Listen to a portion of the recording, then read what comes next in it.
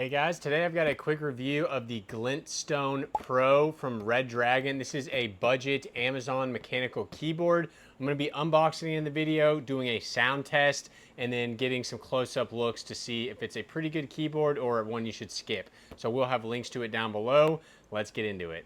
All right, time for the Glintstone Pro. Pretty cool that it looks like it has RGB on the side. We will test that.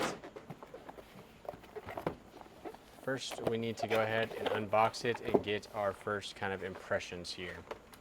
So this is a 100% board. It feels pretty heavy actually. It does have a good amount of flex though in terms of the build quality. So you do have a plastic knob right here. Got that nice purple, gold, and black look. If you're an LSU fan, this would be the perfect keyboard for you. Full numpad over here. Delete up top, but you do not have a home key or an end key, which can be frustrating to some. In terms of the back here, you do have small feet and large feet, rubber padding, your dongle, your USB-C, Bluetooth 2.4G, and your Win and Max switch. So pretty simple there. The color though is really, really nice. I like the scheme on this one. So let's get into the sound test.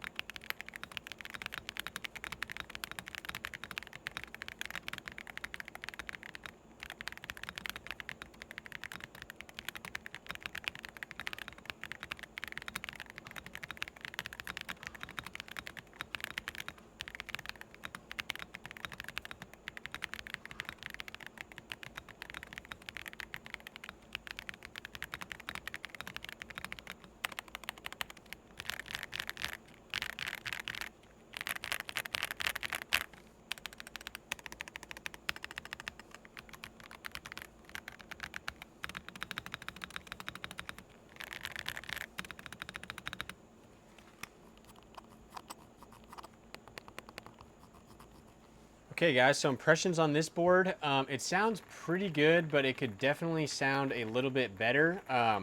Overall, I can type very fast on this. The speed or the strength of these keys is very low. They certainly do not take a lot of force to press.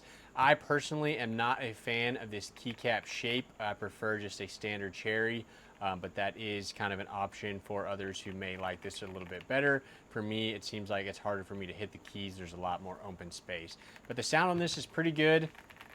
It's got the screen.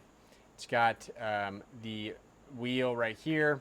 Not too bad, and I will have links for it down below and all my keyboard playlists up here. Check them out.